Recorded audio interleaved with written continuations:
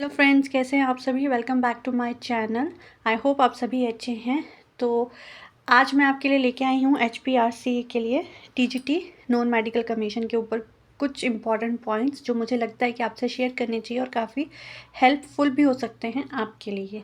अब बात करते हैं HPRC की। तो उन्होंने दिसंबर में एग्ज़ाम डेट दे रखी है 25 से 17 के बीच में, किसी भी एक डेट पे आपका एग्ज़ाम हो सकता है। ठीक है, अब डेट दे रखी है, उससे एक महीना पहले वो आपको सिलेबस दे रहे हैं। उस सिलेबस में आपको दे रहे हैं +1 +2 ग्रेजुएशन और पोस्ट ग्रेजुएशन, इनका सिलेबस जो है वो इंक्लूड है। काफ़ी बच्चे जो हैं वो डीमोटिवेट हो चुके हैं कि अब इतने टाइम तक तो उन्होंने हमें सिलेबस के बारे में कुछ बताया ही नहीं। हम लोग तो जो पिछला था उसी के हिसाब से पढ़ रहे थे। अचानक से सिलेबस में कुछ नए एडिशन हो चुके हैं, टाइम भी कम है और साथ में पेपर भी निकाल दिया विदिन अ मंथ। तो क्या कर सकते हैं। तो इसके लिए मैं ये कहूँगी कि ठीक है, टाइम कम है और ये जो टाइम है ये रिवीजन का टाइम है। इसमें हम कुछ नया सिलेबस नहीं टारगेट कर सकते हैं, नया कुछ नहीं सीख सकते हैं। कुछ लोग जो हैं वो काफ़ी टाइम से तैयारी कर रहे होंगे, कुछ एक जो है वो प्रीवियस जो सिलेबस है उसके ऊपर तैयारी कर रहे होंगे। तो सबके लिए अलग अलग कंडीशंस हैं। मैं ये कहना चाहूँगी कि अगर मैं इसके ऊपर बात करूँ तो मैंने थोड़ा सा इसके ऊपर वो देखा हुआ है। तो HPTGT नॉन मेडिकल के लिए आपने +1 +2 तो करनी ही है, लेकिन कुछ एक टॉपिक हैं जो आई थिंक आप साथ साथ में कवर कर सकते हो ग्रेजुएशन पोस्ट ग्रेजुएशन से, जो आपके लिए हेल्पफुल हो सकते हैं। तो चलिए देखते हैं क्या है। पहले तो आपने +1 और +2 दोनों करनी है, NCERT पूरी करनी है। ठीक है, साथ में मैं आपको बोलूँगी NCERT के साथ आप ना अगर RD शर्मा भी कर पाएँ तो आई थिंक कुछ और भी हो सकता है, क्योंकि अगर आपने PYQs देखे हों तो उसमें RD शर्मा से जो है रिलेटेड थोड़ा बहुत आया हुआ है। साथ में आपने क्या करना है, मैं आपको कुछ एक टॉपिक बताऊंगी जो मुझे लगता है मैंने जो बाकी स्टेट के TGT PGT NVC KVS उनके जो एग्ज़ाम्स देखे हैं और अपने HP के भी देखे हैं, तो वहाँ से कुछ एक टॉपिक मुझे लगे जहाँ से क्वेश्चन बन ही रहे हैं। तो चलिए देखें कौन से हैं। एक आप कर सकते हैं ग्रुप थ्योरी। ठीक है, क्या कर सकते हैं, ग्रुप थ्योरी। ठीक है, ग्रुप थ्योरी में देखिए क्या क्वेश्चन बन रहा है। एक आपका बन रहा है साइक्लिक ग्रुप के ऊपर, नंबर ऑफ साइक्लिक ग्रुप। दूसरा बन रहा है नंबर ऑफ सब ग्रुप। ठीक है, अबेलियन ग्रुप।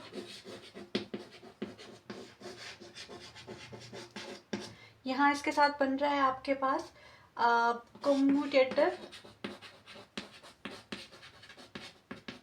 Commutative group. ठीक है, साथ में इसकी जो कुछ एक थ्योरम्स है डायरेक्ट वो आपको कर लेनी है। ठीक है, और साथ में आप इसमें से कर सकते हैं आइसोमॉर्फिज्म, और इसके साथ ही आपने करनी है होमोमॉर्फिज्म। साथ में आपने करना है जनरेटर्स। ठीक है, तो ग्रुप थ्योरी में से अगर आप इतना कर लेते हैं तो आई थिंक सफिशेंट है, और मैक्सिमम टाइम जो है इसी में से जो है आपको क्वेश्चंस आए हुए हैं। ठीक है, बाकी दूसरी बात करते हैं तो और क्या कर सकते हैं हम। एक आप कर सकते हैं कन्वर्जेंट,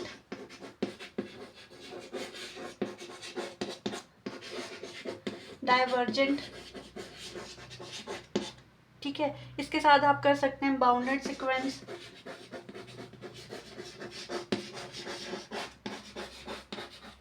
डायरेक्ट क्वेश्चंस होते हैं इसके ऊपर। और इसके ऊपर एक दो आपको जो है वो थ्योरम भी आ जाती है, तो वो कुछ एक इम्पॉर्टेंट है, तो शायद आप PYQ देखेंगे, अगर वो भी कर लेंगे तो आई थिंक सफिशेंट है, तो वो भी चल पड़ेगी। और साथ में इसमें से एक आप कर सकते हैं इंटरवल्स के ऊपर, कि ओपन इंटरवल है या फिर बाउंडेड है, ऑसिलेट है, कैसा है। ठीक है, एक ऑसिलेट के ऊपर भी आता है।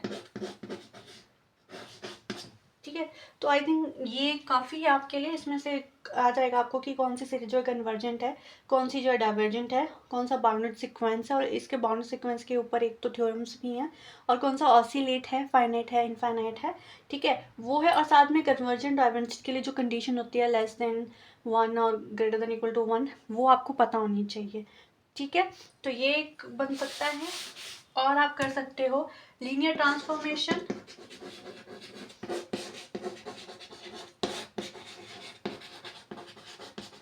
इसमें डायरेक्ट क्वेश्चन आते हैं और इसमें आप कर सकते हैं लीनियर इंडिपेंडेंट और लीनियर डिपेंडेंट।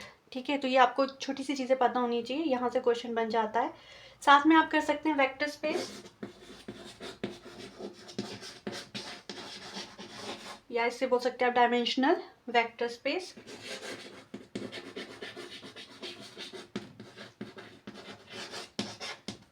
यहाँ से क्वेश्चन बनता है एक रोटेशनल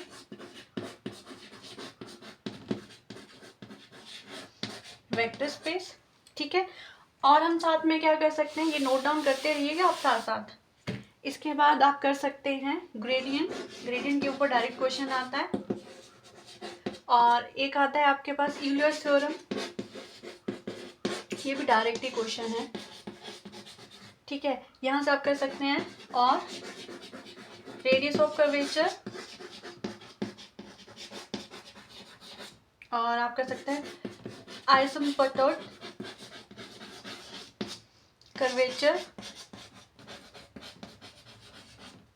ठीक है, इसके साथ आप कर सकते हैं ऑर्थोगोनल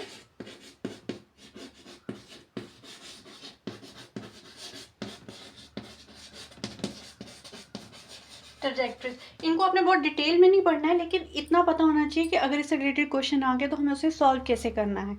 ठीक है, क्योंकि आप मैंने जो देखा है उसमें डायरेक्ट क्वेश्चंस हैं, आपको सिर्फ मेथड पता होना चाहिए बस, उसके ऊपर डायरेक्ट क्वेश्चन है ये।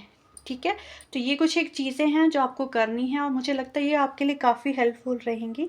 आई होप आपको वीडियो अच्छी लगी हो, और मैं कोशिश करूँगी कि इससे रिलेटेड आपको क्वेश्चन भी डाल सकूँ, ताकि आपको समझ में आए कि किस तरह से क्या क्वेश्चन बन सकता है। तो अगर मेरी वीडियो अच्छी लगी हो तो लाइक कीजिए, शेयर कीजिए, सब्सक्राइब कीजिए। Thank you.